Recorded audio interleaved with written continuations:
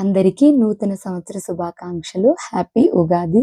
ఈ కొత్త సంవత్సరంలో మనం ట్రెడిషనల్‌గా చేసుకునే ఉగాది పచ్చడి ఎలా చేసుకుంటామో మేము చూపిస్తాను రండి. దానికోసం ముందుగా మామిడికాయలు, అలాగే వేప పువ్వు కోసుకుంటున్నాను. సో, ట్రెడిషనల్‌గా ఇలా చేసుకుంటాం మేమైతే. దీనికోసం ముందుగా మట్టి పాత్రని తీసుకుంటున్నాను.